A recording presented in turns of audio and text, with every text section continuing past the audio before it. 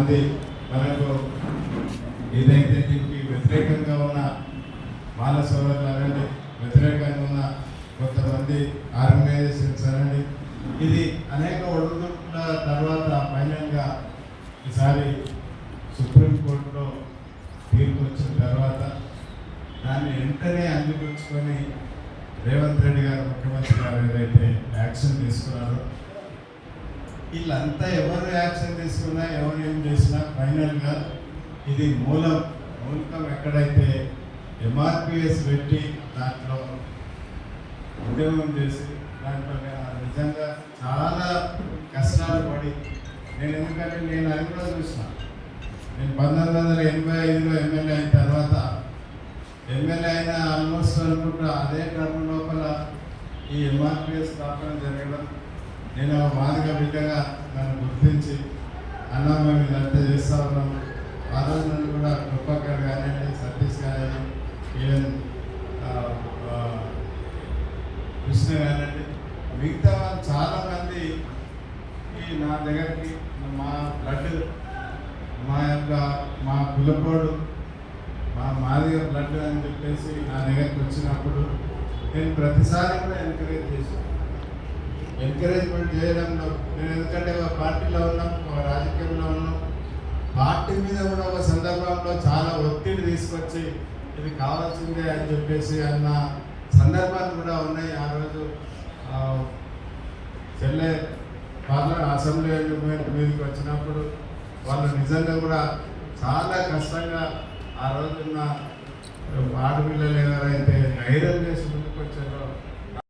జనవరి 12 మా జిల్లా కర్నూలులో మీటింగ్ అయిన తర్వాత మా జిల్లాకి వచ్చింది. మొట్టమొదట మాది అని చెప్పుకుని ఇంతకుముందు ఆయన చిట్టిబాబు అని చెప్పినట్టు మేము అయితే మొట్టమొదటి కార్డు అంటే ఫస్ట్ అక్కడ మా నా ల్యాబ్ డయాగ్నోస్ సెంటర్ ఉన్నది.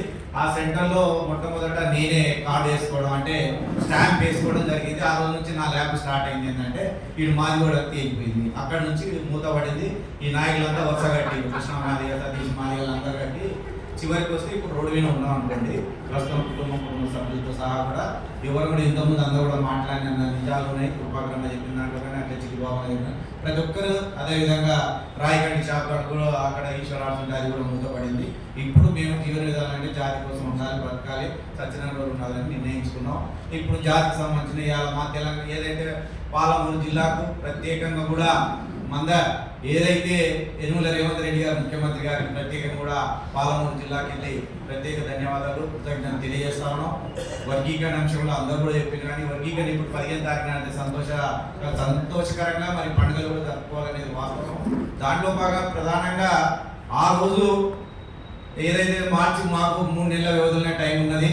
ఆ 3 నెలల కృపాకరణ కృష్ణమాదిగది ఎవరు కూడా చరిత్ర లేనట్టు వాళ్ళిద్దరు బొమ్మలు నిజాం కాలేజ్ గ్రౌండ్లో మాదిగ సింహాలు, మాదిగ పులులు, మాదిగ వీరులు, మాదిగ టైగర్ అని రాసి బ్యానర్ అప్పుడు బట్టలతో రాసుకునే అటువంటివి గొప్పగా వేదిక చూస్తేనే ఒక అద్భుతంగా ఉన్నది. కానీ నాకు ఆ రోజుల్లో పేపర్లు తెలియదు. విశారద గారు ఉన్నారు ఖమ్మంలో మీటింగ్, మొట్టమొదటి మీటింగ్ అధ్యక్షత పదవి ఇవ్వాలంటే ఒక ఫైల్ చేయాలని అంటే నాకు ఆతృత ఎక్కువ. అన్ని పేపర్ కట్టింగ్లు అందరి మన వాళ్ళు చేసిన ఉద్యమాలంతా తయారు చేసి పెద్ద ఒక జిరాక్స్ ఏది ఎక్స్రే ఫిలిమ్స్ పెట్టే దాంట్లో అందరు చూస్తే అందరు కూడా విశారదని ఇంత అద్భుతంగా చేసినప్పుడు మరి నువ్వే బాధ్యత వహిస్తావో జిల్లాకి అధ్యక్షులు అయిపోయావో అనే ఆలోచనతో కూడా ఆయన ఆ రోజు మాట్లాడి ఆయన ఒక ప్రత్యేకమైన ఒక ఆర్గనైజేషన్ నడుపుతా ఉన్నారు.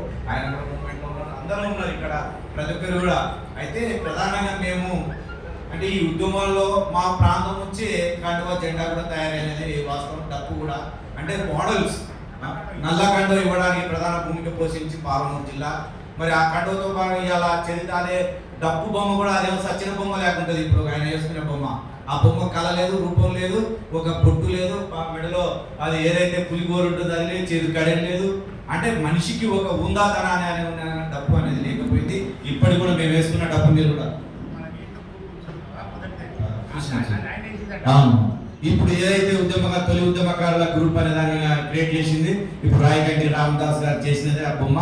మరి ఇట్లాంటి అంశాల్లో మేము టోటల్గా జిల్లా వ్యాప్తంగా సతీష్ రాజకీయాల వైపు వెళ్ళడం జరిగింది. మేమే ఉద్యమపరంగా ఇప్పటికి నిలబడుతూ ఇంకా జాతి పట్ల పని చేస్తా ఉన్నాం. ఇప్పటికీ ఈ రోజు అంటా ఉన్నాం. ఇవాళ దామోదర కృష్ణమాదిగా మాట్లాడుతూ ఉన్నాడు. ఈయనకి ఏబిసిలు వస్తాయా, చిన్నప్పుడు చదువుకున్నాడు లేదని మనం ఒకసారి ప్రశ్నించవలసిన అవసరం ఉంది. ఎందుకంటే అరే ఎంతో మంది ప్రొఫెసర్లు ఉన్నారు, అడ్వకేట్లు ఉన్నారు, కోర్టులు ఉన్నాయి, అన్ని ఉన్నాయి. అన్నింటిలో ఇవాళ లెక్కలు తెచ్చే ఇవాళ అందరు ఉన్నారు. మరి లెక్కల మాస్టర్లు కూడా లేడా ఇట్లా అనేది ఈయనకు తెలుసా తెలియదు అనేది ఆలోచన చేయాలి. కానీ నిజంగా నువ్వు ఎందుకు ఇప్పటి వరకు మేము మిమ్మల్ని ఈ వేదిక నుంచి మేము అడుగుతున్నాం, నువ్వు నిజంగా జాతికి న్యాయం చేయాలనుకున్నావు, ద్రోహం చేయాలంటే ఎందుకు పోయి ఒకనాడు మేము ఊరు దగ్గర ఉన్న రంగాపూర్ అని ఒక విలేజ్ ఉన్నది. రంగాపూర్లో ఒక అంశం కోసం ఒక దళిత మహిళను వాడు దారుణంగా ఒక పని చేస్తే ఆ అమ్మాయి విషయంలో చెప్తే అక్కడ ఏం చేసింది తెలుసా, వాడు చివరిగా ఊరే మాదిగవాడు మొత్తం చచ్చిపోవాలని, మాదిగవాడు చచ్చిపోవాలంటే వాటర్లో విషయం కలిపిండు. అంటే మాదిగవాడ వాని వ్యసనం కోసం మాదిగా వాడ మొత్తం చనిపోవాలని కలిపిండు. అట్లాగే మేము కూడా నేను ఎక్కువ పని చేశాను. మొట్టమొదట బంగారాన్ని జయవాది గారు అంటే వాళ్ళు రాళ్ళతో పట్టణానికి వచ్చినటువంటి వ్యక్తులు ఇక్కడ ఉన్నారు. జయవాది గారు గుంటూ పెడితే రాళ్ళు పట్టుకుని కొట్టడానికి వచ్చారు. ఆ కొట్టడానికి వచ్చిన వ్యక్తుల్లో మొదటివాడు మన సతీష్ పరమేశ్వర్ అందరూ నా ఆపరుడు ర్యాకెట్ రావడం. ఏంటి పరిస్థితి అంటే వాళ్ళు కూర్చోబెట్టి అలా ఇది పరిస్థితి నువ్వు వెంటనే చెప్పు మాది అనడానికి వీలేదు అన్నారు. కొన్ని ఏదో పిలిస్తే మన వాళ్ళు వస్తారో చెప్పమంటారు. ఆ దళితంగా దళితంగా అందరూ వస్తారు.